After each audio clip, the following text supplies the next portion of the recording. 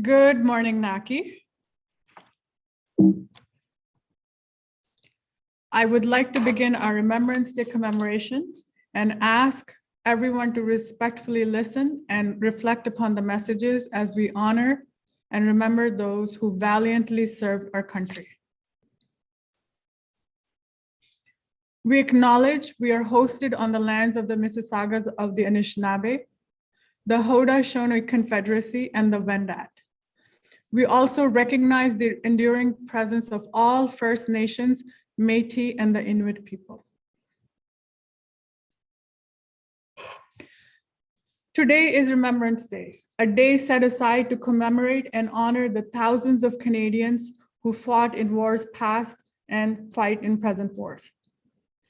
The need to remember, to stand silent, and reflect privately on the meaning of public sacrifice creates an enduring bond that forever links the past with future generations.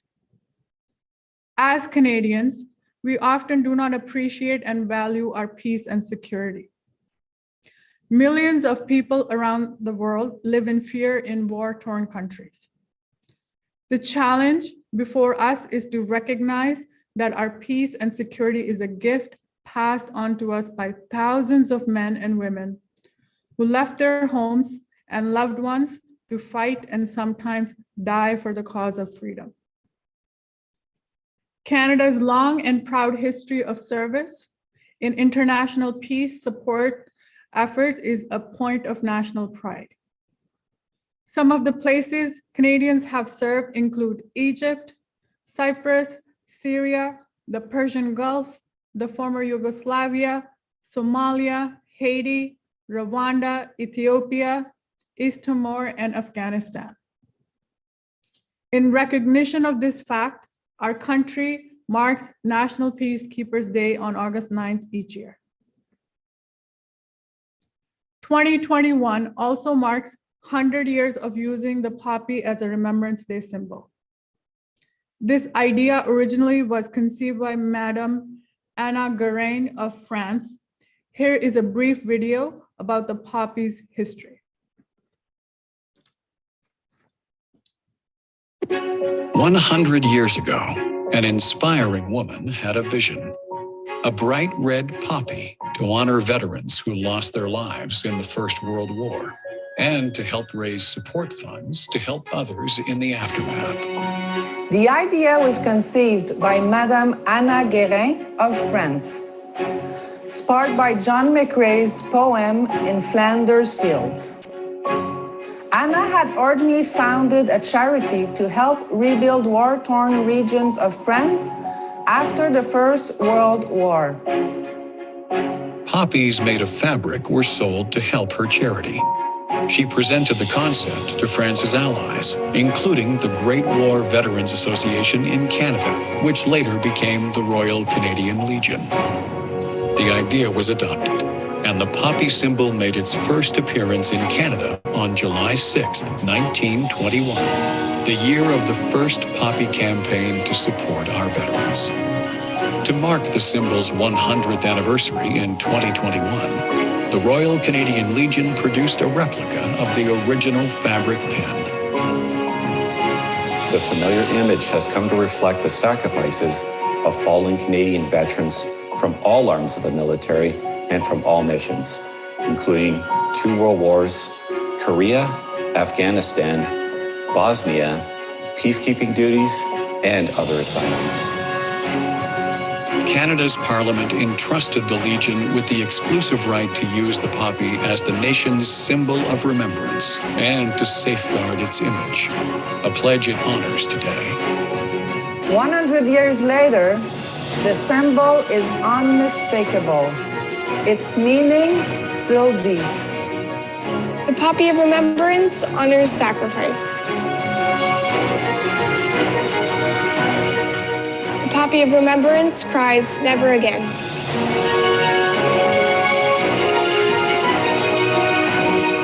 The poppy of remembrance reflects solace and support. Anna Guérin's vision lives on.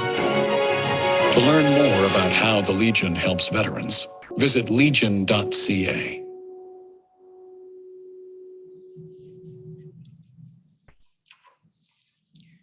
Now, I would like to share with you some postcards written by NACI students from Ms. Gandhi's class. Students were asked to write a postcard to a veteran with whom they share a common aspect of personal identity that they would like to highlight, such as race, culture, gender, class, language, socioeconomic status, region, etc. Here is a video with highlights of the students' work.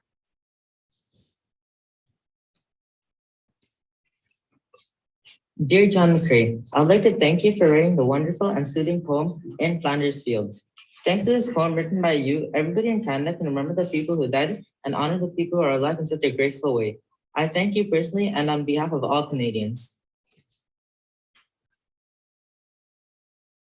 Dear Captain D. Brasseur, I was very interested after reading your story about visiting the RCAF base and watching the Chipmunk trainer airplanes take off and land.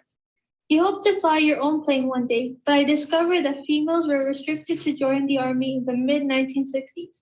My ambition is to become a pilot as well.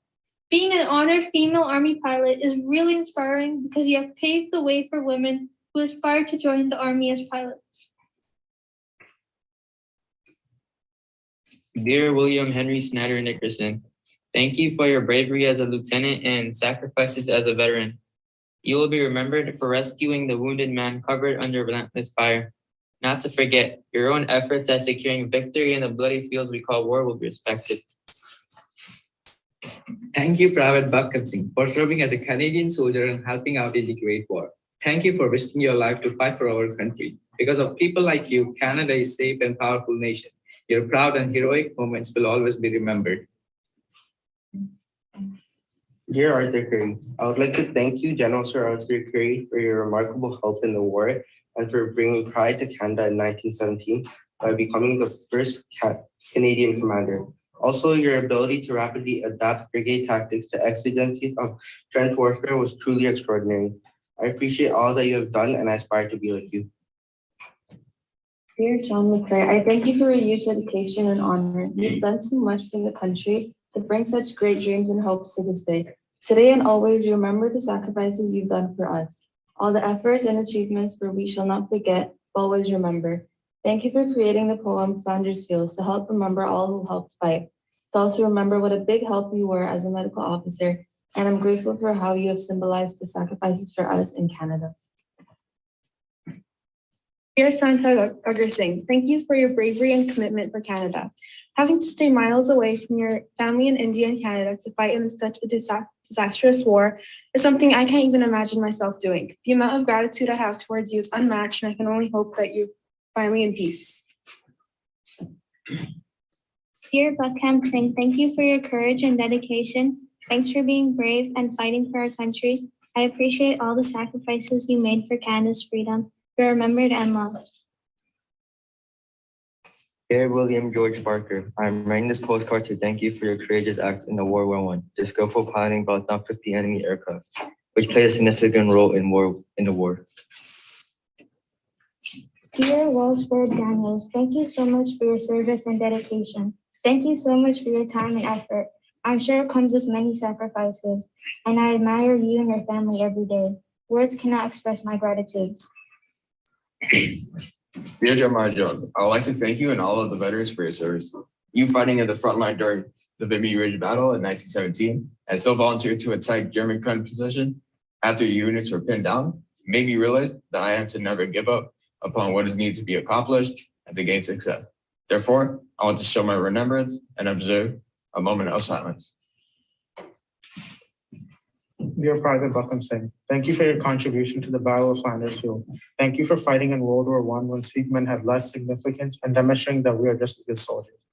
And finally, thank you for risking your life in a battle across the Atlantic, injuring yourself and contracting tuberculosis as a result.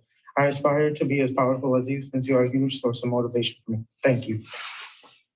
Dear women of the war, I thank you for your contributions as you started fundraising campaigns and were nurses in the field with ongoing battles, worked in factories, and at the same time you managed family life. We appreciate the initiative you have taken in order for our military and soldiers to be victorious. Not only have you contributed to the war, but also had set an example and made your stance that women are capable of everything and anything. As a woman, I will forever have gratitude and never forget the opportunities and doors you have opened up for all of us. Dear William Hall, thank you for your dedication to Canada and the wars. You also showed that Black people can do things we did not think were possible at that time. You showed that we are strong, coming from an upbringing of being the son of free slaves, earning the Victoria Cross, the highest award for military valor. Your actions prove that we can do anything no matter the circumstances. Dear Buckham Singh, thank you for what you have done for the country of Canada. All of Canada and I have all of our respect for you. Not only did you fight as a Canadian Sikh for Canada, but you also fought for Sikhs in Europe, meaning you're fighting for everybody. And thank you for that. Dear Doris Sirs, I want to thank you for what you have done for the country of Canada for participating in the war as a nursing sister. The hard work you put in will never be forgotten. John McCrae, thank you for making Canada how it is today. I am thankful that I get to have a good life here. You wrote the poem in Flanders Fields, and because of that, we have a poem to play each Remembrance Day for all you veterans. We also wear poppies on our hearts and have moments of silence too. You soldiers are the most honorable people we can look up to. And again, thank you for your service. Dear John McCrae, thank you for your service in World War I and making the world like it is today. You were a doctor and a teacher before you drafted into the war.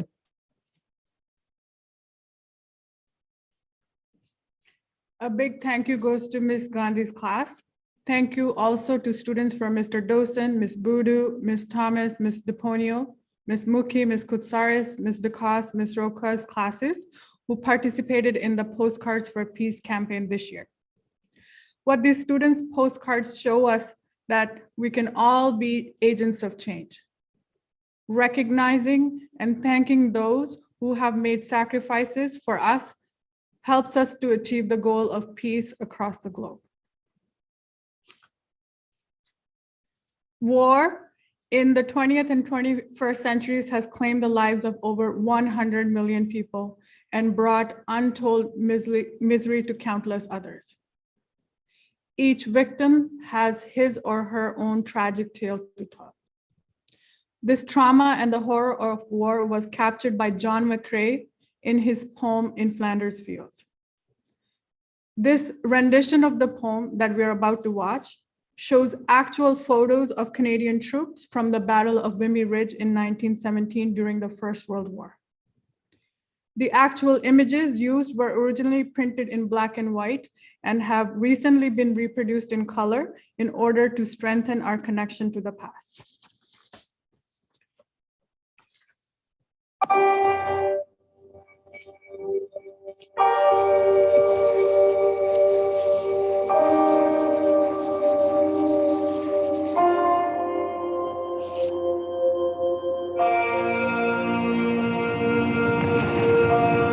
In Flanders fields, the poppies blow. Between the crosses, row on row, that mark our place. And in the sky, the larks still bravely singing fly, scarce heard amid the guns below. We are the dead. Short days ago we lived, felt dawn, saw sunset glow, loved and were loved. And now we lie in Flanders fields. Take up our quarrel with the foe. To you, in failing hands, we throw the torch. Be yours to hold it high. If ye break faith with us who die.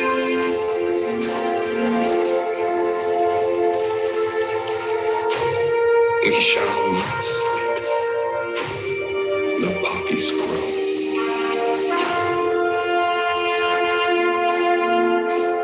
In Flanders fields.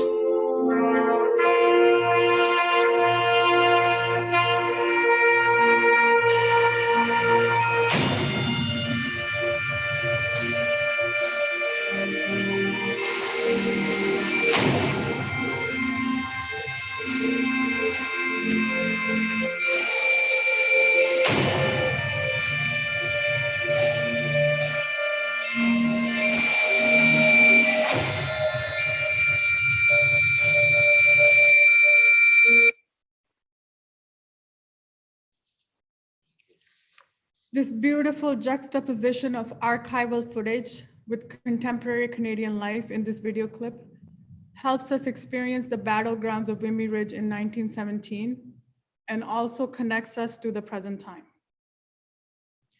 We must continue to hold the torch of peace high to truly honor those who sacrificed their lives for our nation.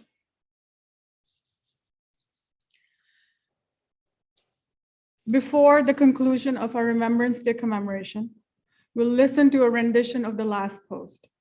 This song was originally played at the end of the day for the soldiers who were retiring for the night. It only seems appropriate that it is played to honor all the fallen soldiers who will never rise again. Ladies and gentlemen, will you please rise for the playing of the last post, followed by a moment of silence, then the reveille and our national anthem.